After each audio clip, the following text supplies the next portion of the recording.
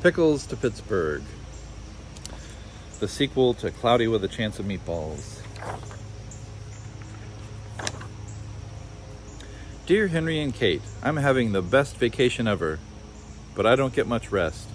I really wish you were here. Our group travels around in a big blue bus, and somehow it manages to climb up and down the tallest and bumpiest mountains and around some of the biggest plants I've ever seen. We've visited many unusual places, met the local people, and even helped them out with some of their chores. I'm taking lots of pictures because this place is hard to believe. I can't wait till I see you next Thursday. Love and hugs, Grandpa.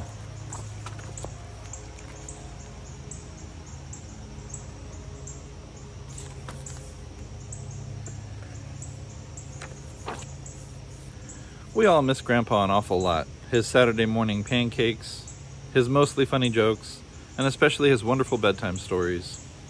Tomorrow would be Thursday and he'd be home. We could hardly wait to hear where he'd been and what he had done. To pass the time, we helped Mom make spaghetti and meatballs for dinner. Henry made the largest meatballs we'd ever seen. They barely fit into the pot. Mom thanked us for helping, but asked that the meatballs be much smaller next time.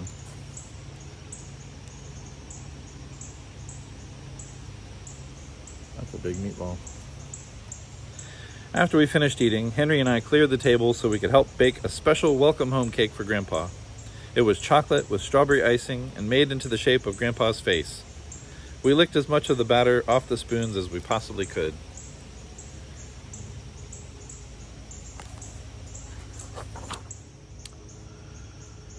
I took Grandpa's postcard up to my room and put it on the little table beside my bed. I kept staring at it and wondering. The lamplight made bright a photograph of a wonderful place that seemed somehow familiar. I said goodnight to it and drifted off into my dreams. Surrounded by milky blue skies, and with Henry as my co-pilot, we carefully steer our plane through large puffs of mist. Soon we find ourselves soaring over an island, a very lumpy island. From the air, it looks like a gigantic feast. Immense vegetables, salads, and desserts lie beneath us. The mountains look like huge loaves of bread.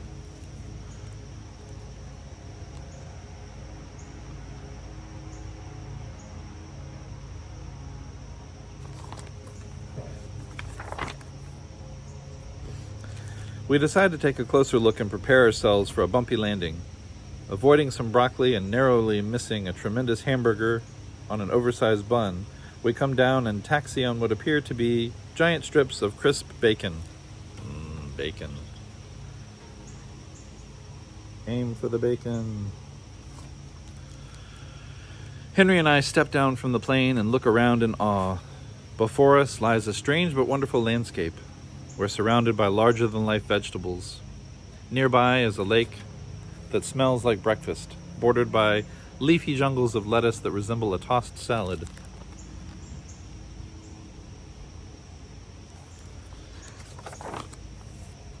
We try to keep our balance as we walk around the top of a gigantic bagel and past a forest of towering carrots. One is pierced by a tunnel large enough for a car to drive through. It's like the giant redwoods. Off in the distance, we see popcorn snowing down onto the peaks of enormous rolls. Way above our heads, high up in the trees that look like broccoli, chubby birds are nesting in huge shredded wheat biscuits.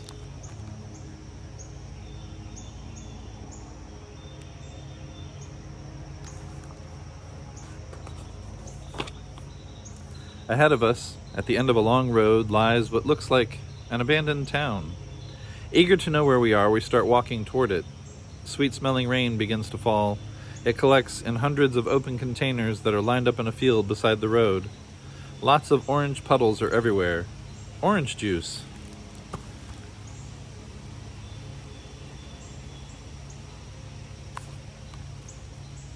All of a sudden, we find ourselves standing in the shadow of a giant tuna fish sandwich, being delicately airlifted by helicopter. In the distance, another helicopter races off with a jumbo pickle in tow.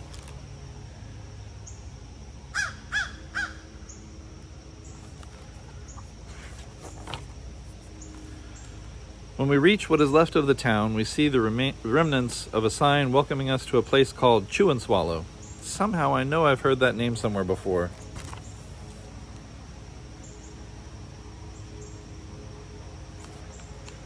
We walk through the entire town in amazement.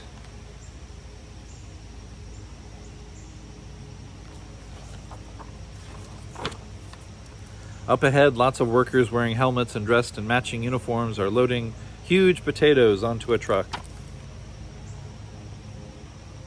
Haha, get it? Forklift. Other trucks sag under the weight of immense artichokes, enormous eggplants, and massive peas and carrots. Foot-long veal cutlets are stacked up to be packed for shipping.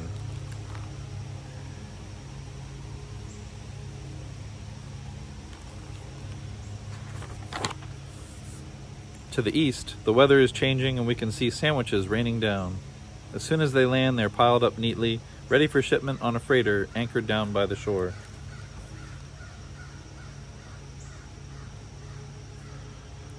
Large reservoirs of milk and cream flow into extra-large containers which are lined up, ready to be loaded onto a ship.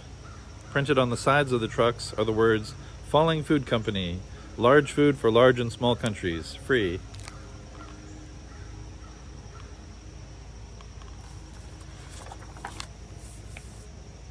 One of the workers tells us that Chew and Swallow used to be a very ordinary little town, except that instead of weather, food rained down from the sky for breakfast, lunch, and dinner.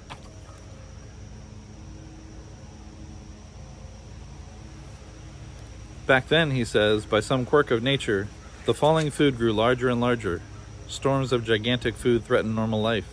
So the people took their belongings and sailed away to a new land on rafts made of huge slices of stale bread. Hi, Zoe. They returned years later to see what had happened to Chew and Swallow.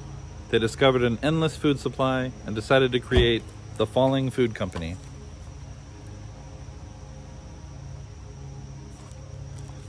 Now, daily shipments are made to all parts of the world, from the smallest towns to the largest cities. As soon as the food lands, it is wrapped, boxed, bottled, or packaged and sent out to people who need it.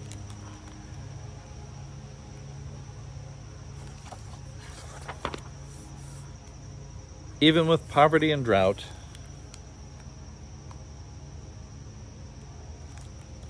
throughout the world,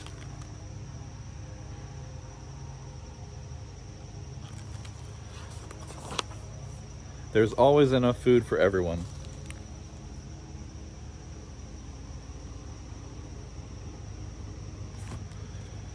Henry and I think this is a great idea. We wish we could stay and work here, but I don't think they hire kids.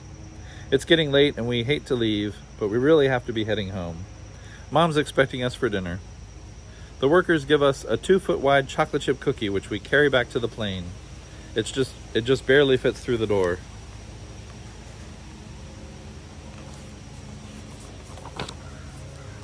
We buckle up, I rev the engine, and we start rolling down the bacon runway.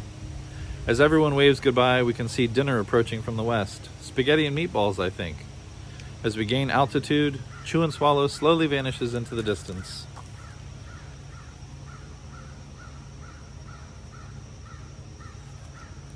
My alarm clock woke me with a jolt. It was finally Thursday, and I wanted to get to school fast. The sooner I got there, the sooner I'd get home, and the sooner I'd see Grandpa.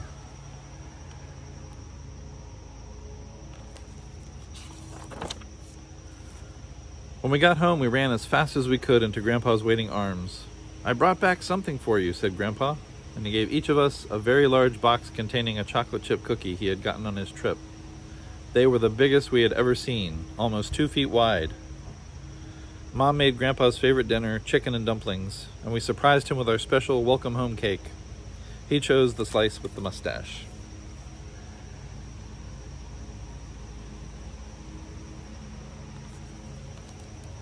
By the time dinner was done, it was late and Grandpa was tired.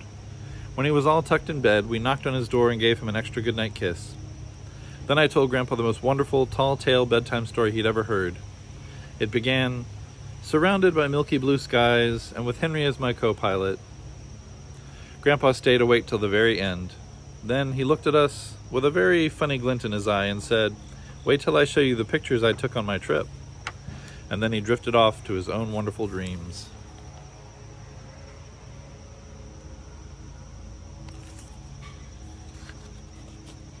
You can see the pictures in his drawer right there.